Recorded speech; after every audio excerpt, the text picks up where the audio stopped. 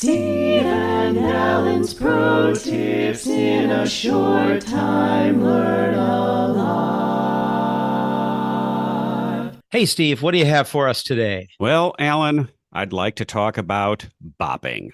Well, you are quite the jazzer, so it makes sense you'd want to talk about bebop. No, not quite. This refers to a rehearsal strategy, often employed in drum corps and marching band, but it's a strategy that music teachers working with students of all ability levels and ensemble types can employ. Ah, yes. It's been a while since I had to rehearse a marching band, but this is coming back to me. I actually used bopping quite a bit. Love it. What do we need to know about this? Well, as we discussed in an earlier pro tip, most musical ensembles would benefit from lining up the attacks of pitches that they are singing and playing. Remember, a right note at the wrong time becomes a wrong note. So I found it helpful to rehearse in a manner that reinforces attention to the beginnings of pitches and making sure that they happen at exactly the right time. One way to practice this is by asking students to simply play or sing the very beginning of each pitch and not sustaining past that. Basically, play or sing everything short, the attacks only.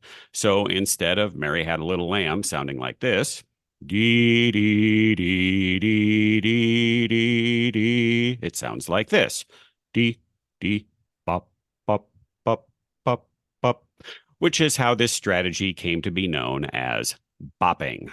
Yeah, that's right.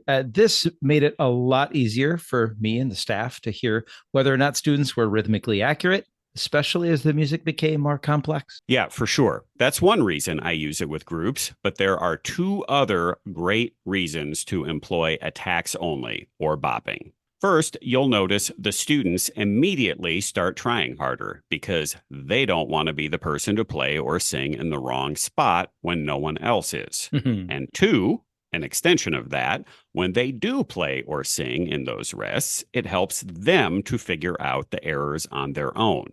Basically, this is a win all around. It helps the director more clearly hear if there are rhythmic errors occurring. It encourages the students to try a little bit harder, and it helps the students self-detect if they are making mistakes. This is awesome.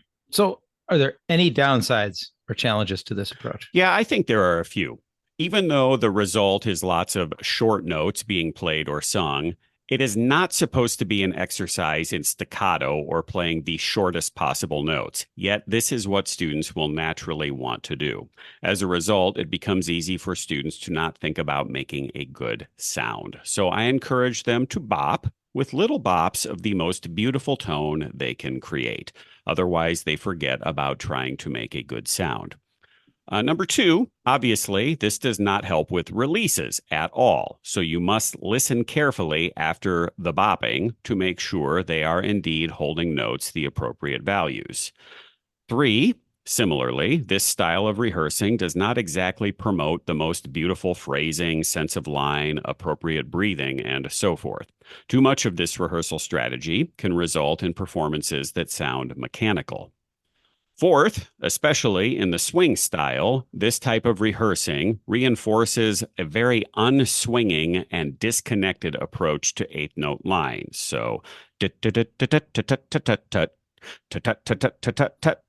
so I learned to instruct students to connect eighth notes with slurs or legato tonguing even while bopping. Do do do do do do do do do. And fifth and finally, in the band setting, what should the percussionists do? Basically, I've arrived at no rolls and no cymbals. Yeah, so some minor challenges. By the way, you did throw some bebop in there, didn't you? I did. You caught that.